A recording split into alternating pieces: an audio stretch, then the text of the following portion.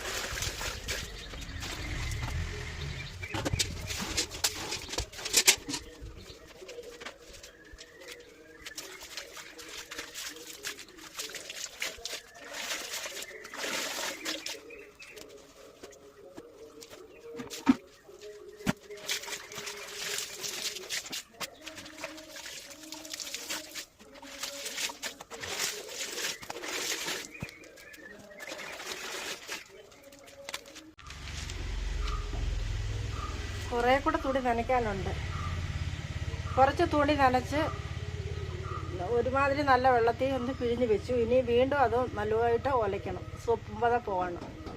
പിന്നെ ഞാൻ സോപ്പ് പൊടിക്കകത്ത് കുറേ തുണികൾ മുക്കി വെച്ചു. അത് കുതിർന്ന് വരുമ്പോഴത്തേനും നനച്ച് തീരും. ഇനി ഏറെ തുണികൾ നനയ്ക്കാനുണ്ട്. ഇപ്പം നമ്മുടെ പൈപ്പ് ഇച്ചിരി അകലെയായിട്ടാണ് ഉള്ളത്.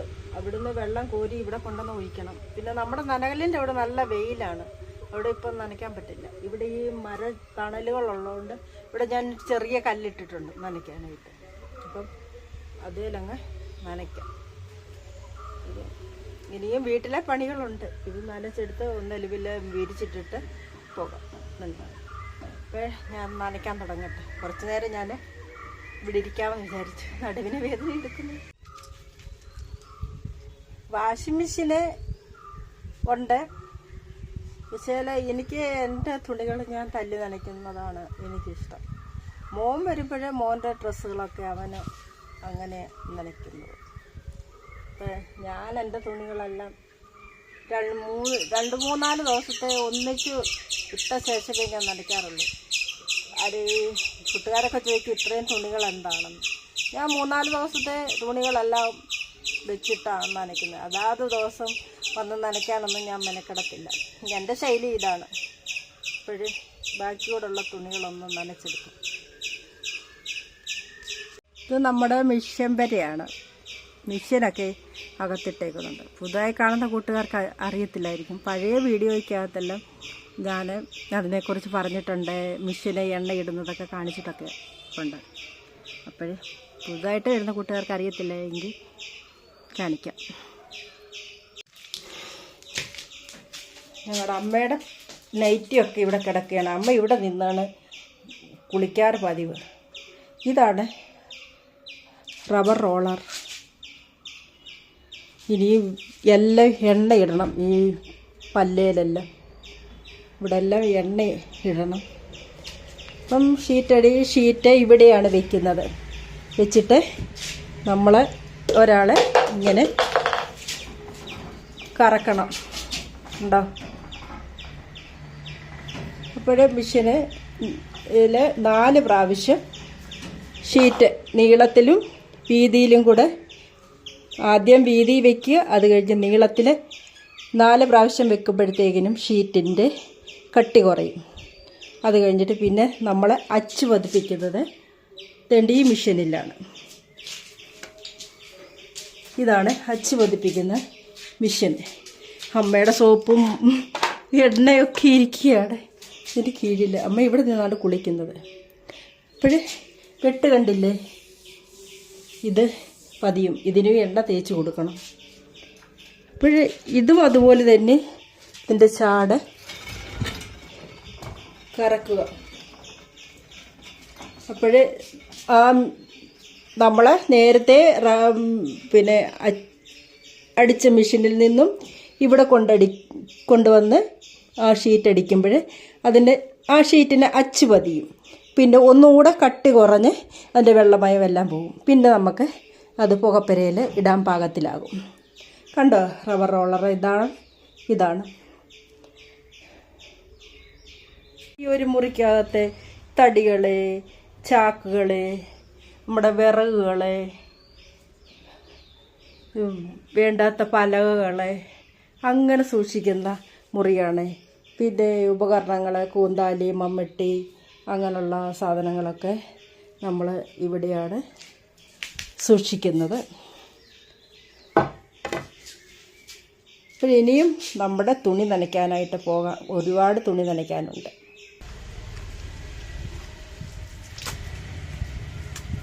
ഞാൻ കഴിഞ്ഞ ദിവസം ഒരു വീട്ടിൽ ഒരിടത്ത് പോയിരുന്നു. ഇവിടെങ്ങും വെള്ളമില്ല. ഓരോ വീടുകളുടെയും പഠിക്കല് ചെറിയ കലങ്ങളും തൊട്ടികളും എല്ലാം പറക്കി വെച്ചേക്കുകയാണ് വെള്ളം പിടിക്കാനായിട്ട്. നമ്മുടെ ഇവിടെ അങ്ങനെ കുഴപ്പമൊന്നുമില്ല. കിണറൊക്കെ ഉള്ളതുകൊണ്ട് അതിൻ്റെ അകത്ത് സംഭവമാണ് വെള്ളമുണ്ട്.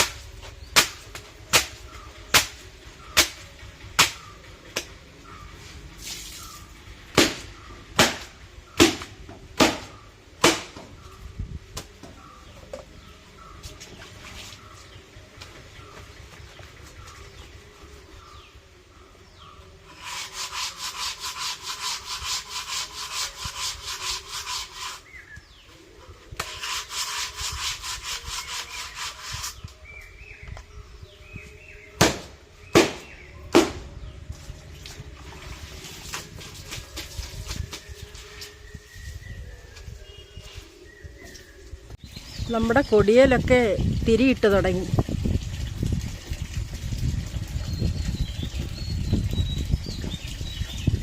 നല്ല കാറ്റ്.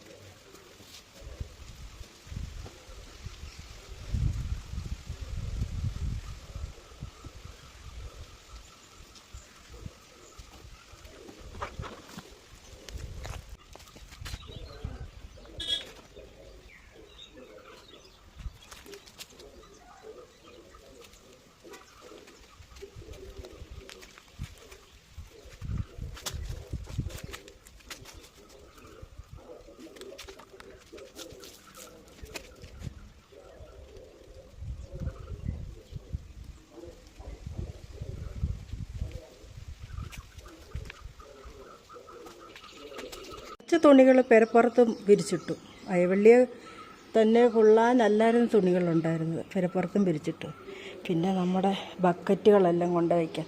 മുറ്റത്തിട്ടേക്കുന്നത് എനിക്കിഷ്ടമല്ല. കാരണം എന്ന് പറഞ്ഞാൽ മുറ്റത്തിട്ടിരുന്നാൽ ചള്ളയും ചെളിയും തെറിച്ച് കിടക്കും. ഞാൻ നനച്ച് കഴിഞ്ഞാൽ ഉടനെ എൻ്റെ ബക്കറ്റുകൾ ഞാൻ കൊണ്ട് പെരയ്ക്കകത്ത് വയ്ക്കുക പതിവാണ്. പെരയ്ക്കകത്ത് സ്റ്റോർ റൂമിൽ കൊണ്ടുവന്ന് വയ്ക്കും. നമ്മൾ മുമ്പേ നനച്ചിട്ടിരുന്ന തുണികളെല്ലാം ഉണങ്ങി റെഡി ആയിട്ടുണ്ട്. ഞാൻ മടക്കി വെച്ചുകൊണ്ടിരിക്കുകയാണ്.